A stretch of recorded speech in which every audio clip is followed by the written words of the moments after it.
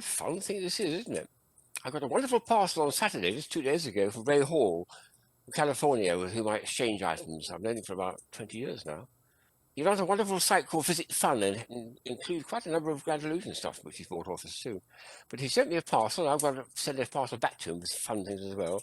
And this is one of the items which I haven't seen before. I've known about it in a form of a Newton's cradle, in which the things didn't clack. There were very strong magnets there, pushing apart. As soon as I let go, it springs apart because of the magnets.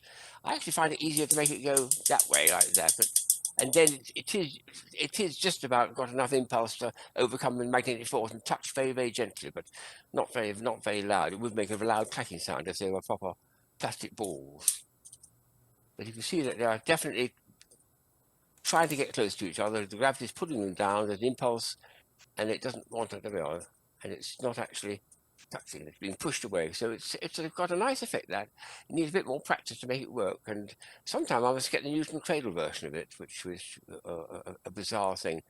In other ways, I do like the clacking sound, actually, when it goes click, clack, and you miss that with that. But there we are. Anyway, it's a lovely thing from Rave. I'm very pleased with that. Another one he sent me was a superb spinning top. This is something else.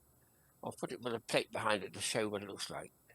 It looks like an exclamation mark, actually, with that dot. Can you see?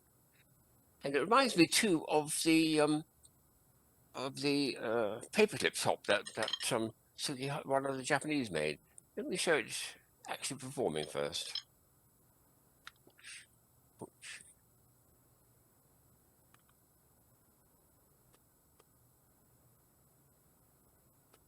And you can see like a question mark because the also I can do it upside down, which is quite fun. If I can make it work gently, yes, like that, just about like a letter I. I also discovered, because I love experimenting with this, it works quite well like this as well, which I'm very pleased with. Especially the decay when it starts precessing as well. Woo! Just like Euler's disc, wonderful. So a very, very nice design of a spinning top, which I think has got a lot of fun to it. Very, very interesting. There's another thing he gave me, which is a pair of rattlebacks, which is these. Well, I'm going to try this on a proper table.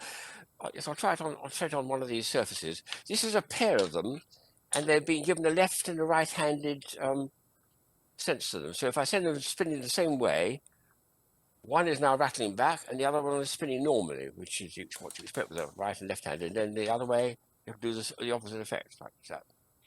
So a bit of fun when you've got two close together. If you do them like this, you can make them sort of go like a pair of gears, and then do them the other way, and they're both going to start rattling back in harmony. So very, very nice effect. So I'm pleased to get a pair of them like that, which fits together to show left and right-handed versions of the rattleback.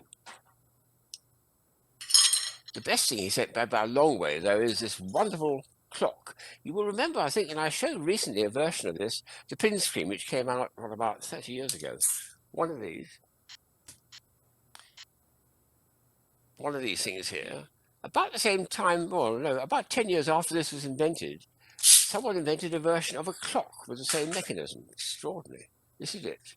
It's called a pin clock. It's I've only just got it, so it's misbehaving style. It should actually be clicking away. It should.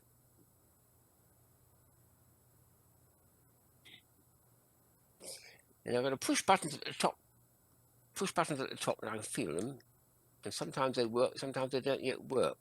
I've got to get inside it, actually, what I'd really like to do. But can you see this three-dimensional aspect? Most of these pins are not actually real pins. It's only the center bit which are the real pins. When it goes completely flat, it's almost invisible. In fact, it is invisible. When you push it like that, they all stick out like that.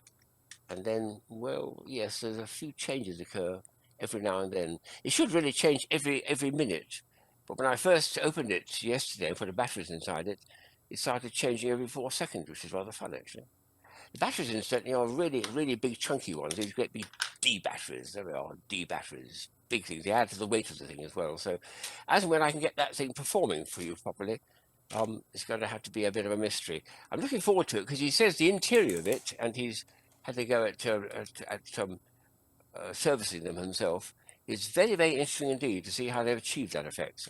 A pin clock, something I've always wanted. They only marketed it for a short time in the UK in the 1990s, but at last got one. So I'm looking forward to taking it apart and seeing if I can make it work very well.